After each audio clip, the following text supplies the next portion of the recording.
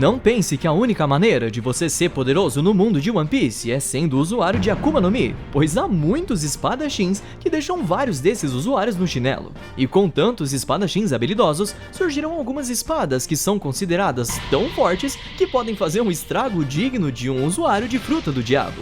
Muitas dessas espadas são amaldiçoadas, mas elas também podem ser as renomadas espadas Meito, terem vida própria e acredite se quiser, mas elas também podem ser usuárias de Akuma no Mi. E é óbvio que essas espadas tão poderosas só poderiam estar nas mãos de espadachins lendários, Yonkou, os Goroseis e o próprio Rei dos Piratas. Se ficou curioso para saber mais sobre essas espadas, é só embarcar no navio Thousand Nerd para conferir com a gente as espadas mais poderosas de One Piece. Bora lá!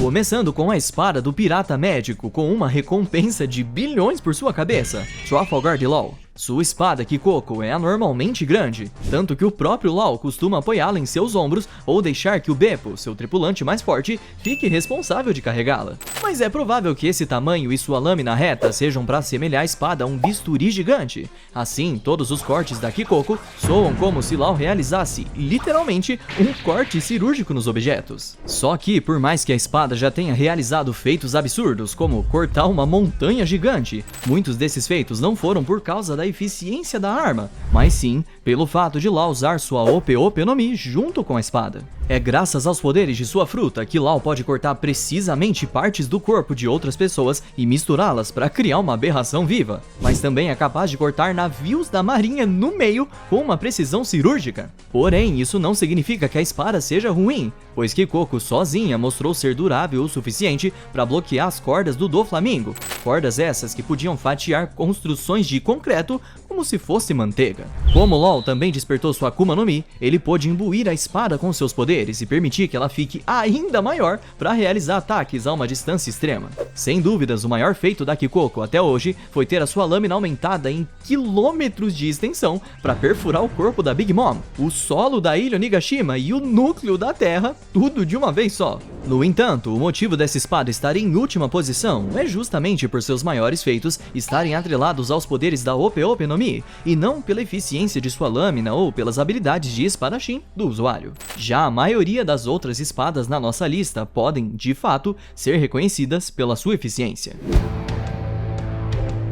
Seguindo em frente, temos a espada Ryu, usada pelo Shiryu da Chuva, o ex-carcereiro de Impel Down e membro da tripulação do Barba Negra. Não temos muitas informações sobre ela, mas sabemos que Ryu é uma espada Meito, ou seja, um tipo especial de espadas que foram forjadas por mestres espadachins, e somente pessoas dignas são capazes de empunhá-las. Desde que vimos Shiryu pela primeira vez, ele sempre esteve em posse da Ryu e gostava de usá-la para matar os prisioneiros por pura diversão. Sua habilidade de assassinato com a Ryu é tão precisa que no momento em que conseguiu recuperá-la depois de sair da prisão, Shiryu desviveu vários guardas em questão de segundos. Nas mãos de Shiryu, essa espada se torna extremamente perigosa, ainda mais considerando que ele ainda pode usar as habilidades da sua Sukesuke no Mi para ficar invisível e atacar seus oponentes de surpresa. Empunhando a Ryu, Shiryu já foi capaz de derrotar um pelotão do exército revolucionário e até mesmo os remanescentes dos piratas do Barba Branca. Mas de todos os inimigos enfrentados por Ryu e Shiryu, o mais formidável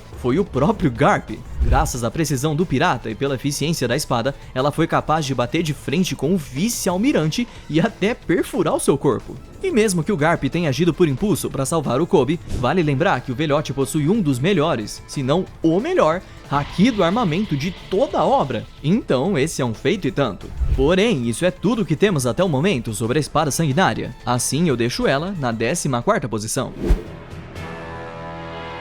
Muitos fãs parecem se esquecer disso, mas os objetos também podem ser usuários de Akuma no Mi, e esse é o caso da espada Funky Freed, usada pelo ex-chefe da CP9, Spandam. A espada comeu a Zouzou no Mi, a fruta do elefante, e assim ganhou consciência e passou a agir como um ser vivo comum que sente sensações como dor, medo e bravura. Por ser uma fruta tipo Zoan, Funky Freed pode alternar entre sua forma de espada, uma forma híbrida onde a sua lâmina se torna uma tromba e, claro, sua forma de elefante completa. Embora não saibamos exatamente a real capacidade destrutiva da Funky Freed, só o fato dela possuir a força de um elefante já implica que ela pode causar danos absurdos só na força bruta. O problema é que todo esse potencial é desperdiçado pelo fato da espada estar na posse de um dos piores espadachins da obra. Spandan mal sabe usar uma espada direito e sempre deixa Fancredi fazer todo o trabalho na maioria das vezes, como perseguir o seu alvo e até atacar por ele. Mas caso essa arma estivesse na posse de um espadachim minimamente capacitado, ele não só teria uma força destrutiva que muitos espadachins levam anos de treino para alcançar, como também nunca sofreria com coisas como perder a própria espada, já que ela poderia voltar para ele como um bom elefante. Mas e se eu te falar que a Fancredi não é a única espada viva em One Piece? Mas calma que já vamos falar sobre ela. Agora vamos falar sobre a dupla de espadas Oto e Kogarashi, que não temos muitas informações, mas sabemos que elas são espadas Meito e foram usadas pelo ex-membro dos Piratas Rocks, Shiki, o Leão Dourado. Só isso já seria o bastante para definir essas espadas como lendárias, mas também foi graças a essas belezinhas que Shiki realizou outros feitos absurdos. Por exemplo, ele já desafiou Goldie Roger, escapou do nível 6 de Impel Down e até enfrentou Garp e Sengoku em seus primórdios.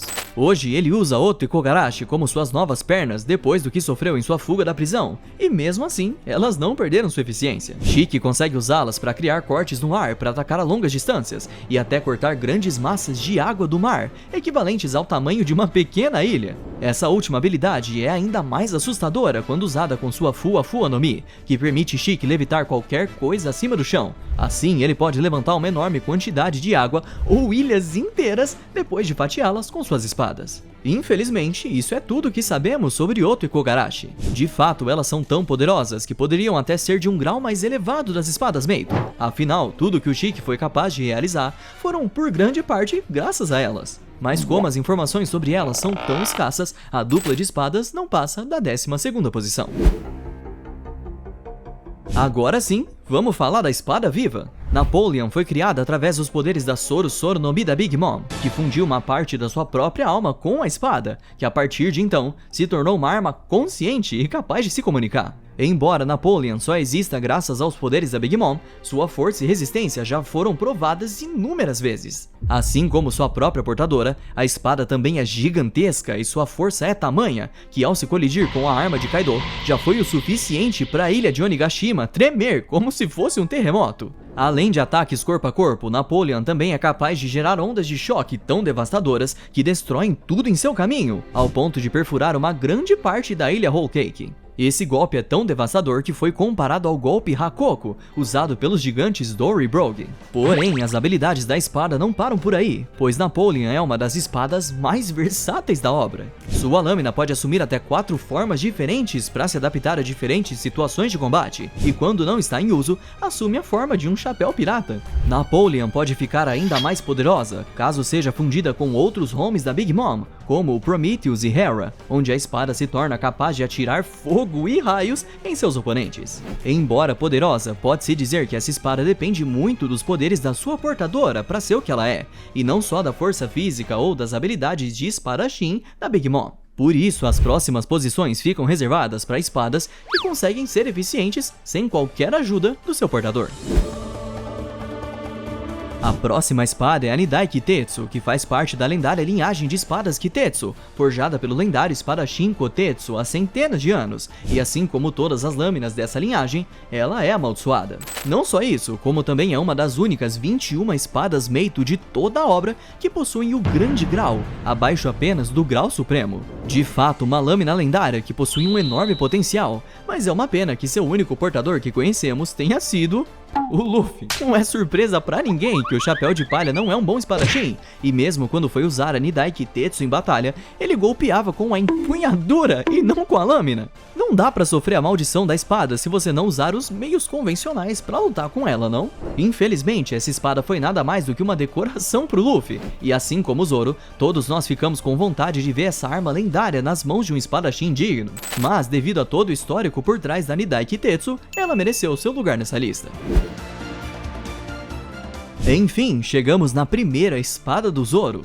Talvez a Wado Ichimonji seja a espada que mais carregue valor sentimental em toda a obra, pois Zoro a possui desde sua primeira aparição, e ele carrega a espada para manter a promessa que fez para sua amiga Kuina. Além do valor sentimental, a espada branca também é surpreendentemente poderosa, sendo uma das 21 Meitos de grande grau, tendo sido forjada em Wano pelo lendário ferreiro Shimotsuki Kozaburo. Mesmo quando Zoro não conseguiu usar o potencial máximo da Wado Ichimonji, ela já se demonstrou mais forte que o normal quando foi a única das espadas do Zoro que sobreviveu ao ataque do Mihawk. Não só isso, como o Cabeça de Marimo também se tornou capaz de cortar rochas e aço com ela mesmo antes do time skip. Mas depois do time skip, todo o potencial da lâmina se mostrou em vários feitos dignos de uma Meito de grande grau, como quando Zoro cortou o corpo de pedra gigantesco do Pika com um único golpe. Como as espadas também podem subir de grau, desde que elas sobrevivam a incontáveis batalhas e seu portador seja um espadachim digno, muitos acreditam que a Wado Ichimonji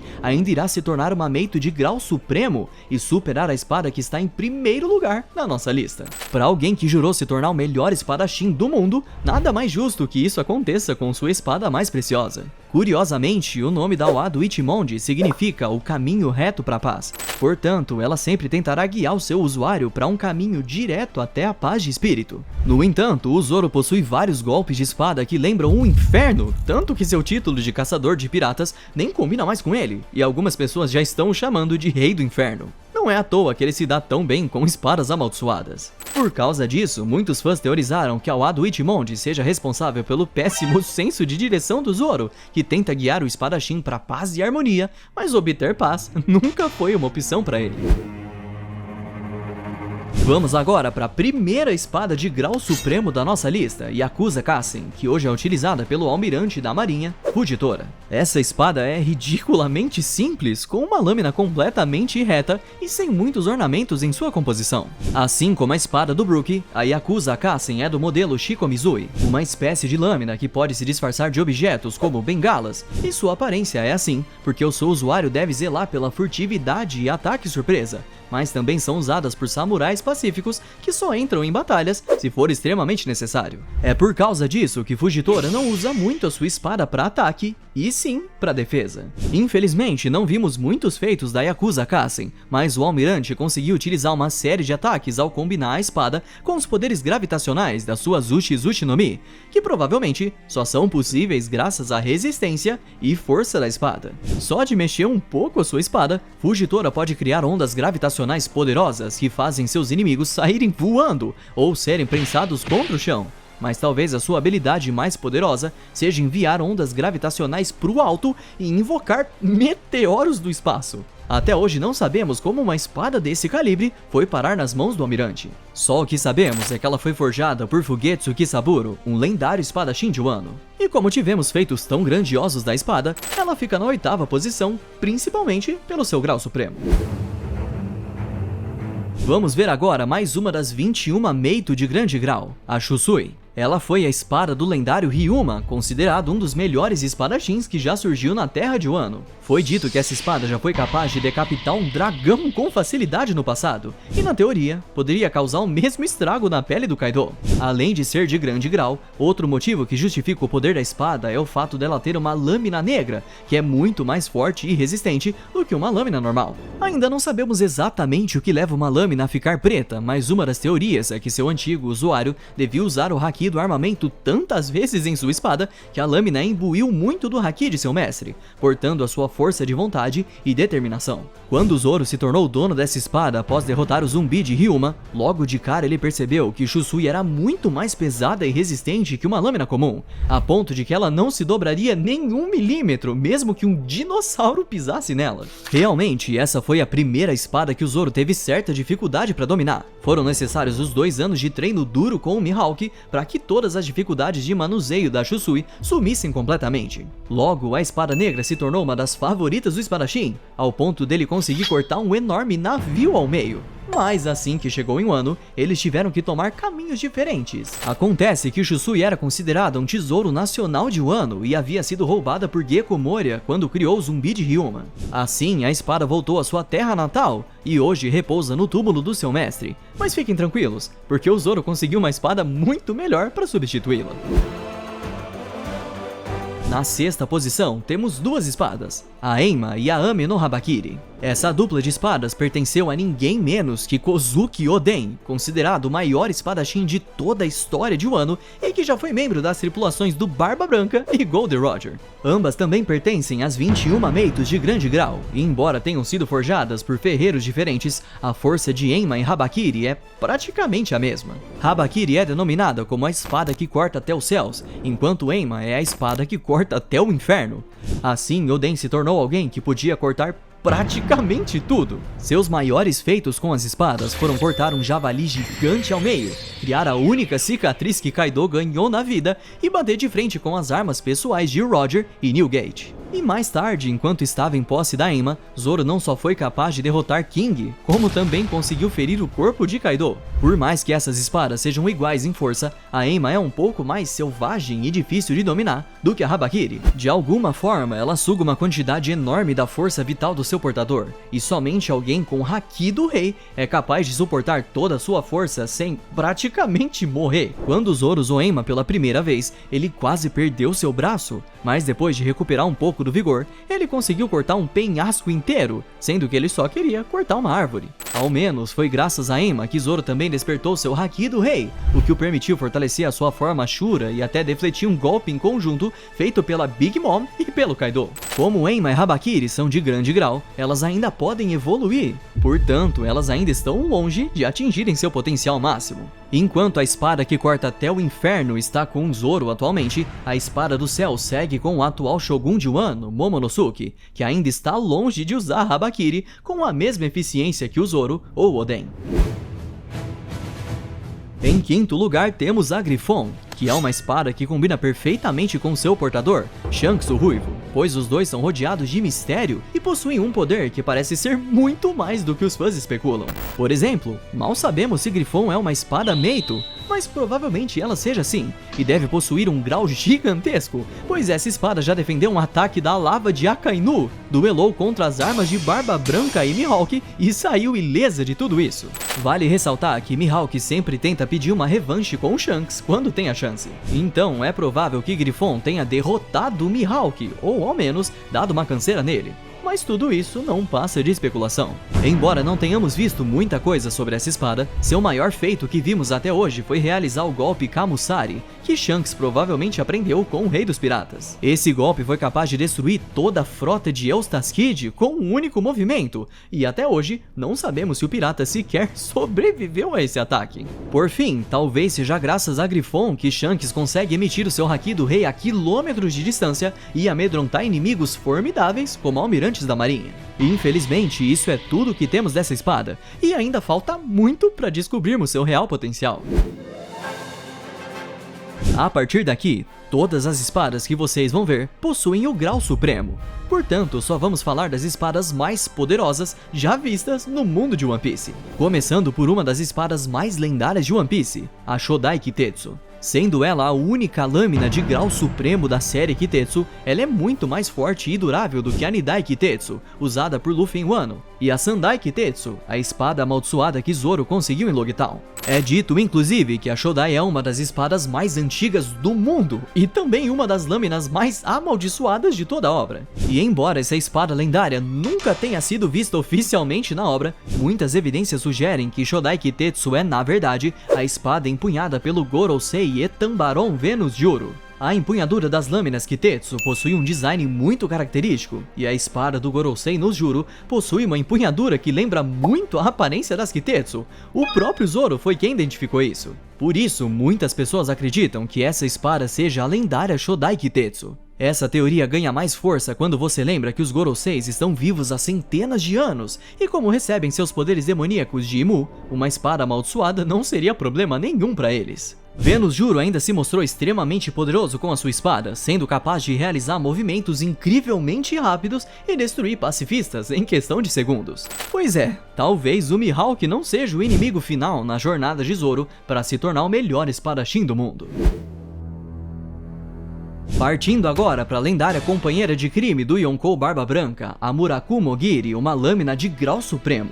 Essa não é exatamente uma espada, mas sim uma naginata gigantesca que acompanhou Newgate há pelo menos 38 anos de sua vida, incluindo a época de quando era membro dos Piratas Rocks. Sua resistência é tão absurda que o Roger e Barba Branca costumavam se cumprimentar ao colidir suas próprias espadas usando o haki do rei. Com certeza isso já aconteceu várias vezes entre os dois ao longo dos anos, mas a Murakumogiri nunca sofreu um arranhão. Nem mesmo a lava fervente do Akainu foi capaz de derreter ou arranhar a lâmina.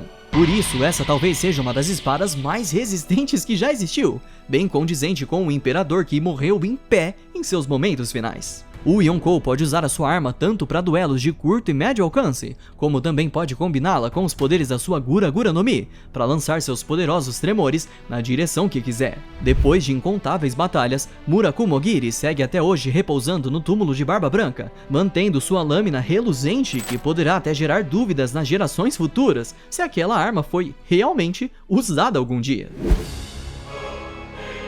Como definir o amor que você tem pela sua espada? É só batizar o seu filho com o mesmo nome dela. E por incrível que pareça, a lendária espada que pertenceu a Goldie Roger, o rei dos piratas, não está em primeiro lugar na lista. Já já você vai entender o quão forte é essa lâmina misteriosa que está em primeiro. Mas agora é hora de falar da espada de grau supremo que inspirou o nome de Ace Punhos de Fogo. Para pra pensar. Um dos motivos de Roger ter esse legado tão respeitado foi por ter derrotado alguns dos seres mais poderosos de todo o planeta, e quem o ajudou a vencer todas essas batalhas foi sua espada Ace. Assim como sua rival Murakumogiri, Ace não parece ter sofrido nenhum arranhão em tantas décadas de batalha, incluindo quando derrotou todos os Piratas Rocks no incidente de God Valley. Acho que é seguro dizer que até o próprio Garp, quando estava em sua melhor disposição, também já bateu de frente com a Ace no passado. Até hoje, o único golpe que Roger nos mostrou com sua espada foi o Kamusari, um movimento onde ele reúne todo o seu haki do rei em um corte horizontal. Quando usou esse golpe em Oden, tudo que isso causou no espadachim foi um leve sangramento e o lançou por algumas centenas de metros de distância. Mas estamos falando de um samurai lendário que é resistente o suficiente para continuar vivo por 1 hora dentro de um caldeirão de óleo fervendo. Ou seja, só o sangramento já diz muita coisa sobre esse golpe. Além da execução de Roger, nunca soubemos o que foi feito da espada Ace. Talvez o governo mundial tenha apreendido essa arma tão letal. Ou então Roger confiou sua espada a alguém da sua tripulação, como Rayleigh. De qualquer forma, é fato que essa espada, junto com seu antigo portador, fez história em todo o mundo de One Piece. Antes de partirmos para a espada número 1, vamos deixar aqui algumas menções honrosas, como todas as outras espadas Meito, que não tiveram seu grau revelado ou que mal foram citadas na obra. A faquinha do Mihawk, que mesmo sendo ridiculamente minúscula, é a espada usada por ele para enfrentar espadachins que ele considera inferiores, como Zoro no arco de East Blue. E por fim, a espada do Brook, a Soul Solid, da qual o esqueleto costuma fundir sua alma com a lâmina para gerar ataques congelantes e de longo alcance.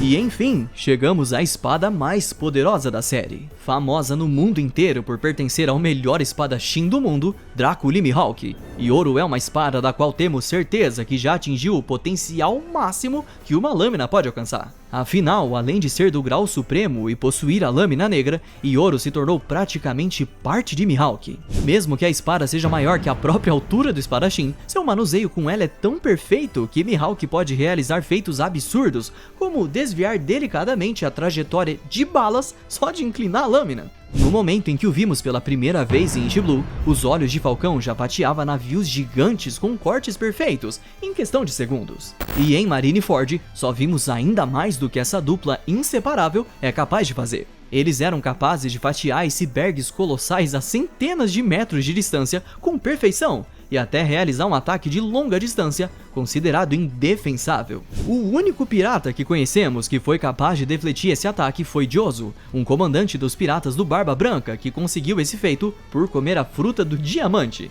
Ah, e eu já falei que, assim como Roger, Mihawk não é usuário de Akuma no Mi e faz tudo isso só com seu haki e habilidades com a espada? Pois é, até hoje poucos personagens foram capazes de desafiar essa dupla inseparável, e pelo que muitos fãs teorizam, a Yoro pode ser mais do que uma simples espada. Tá vendo esses símbolos na guarda da lâmina? Eles lembram muito o mesmo símbolo do governo mundial que você encontra no trono vazio. Então, talvez a Yoro seja algum tesouro do governo mundial que o Mihawk roubou pra ele. Ou o próprio Mihawk tenha um passado onde ele trabalhou para os Tenryubitos. Independente se alguma dessas teorias se comprovarem, o fato é que Mihawk e Yoro são os melhores do mundo no que fazem, e até que o Zoro e a Wado Ichimonji peçam uma revanche definitiva com Olhos de Falcão, esse título continuará com ele. Depois de ver esse vídeo, você ainda ia preferir ser um usuário de Akuma no Mi ou um espadachim em One Piece? E também diz pra gente qual dessas espadas você achou a mais incrível, logo depois de deixar o seu ultra like e de se inscrever aqui no canal. No mais, eu vou ficando por aqui e a gente se vê no próximo vídeo. Valeu!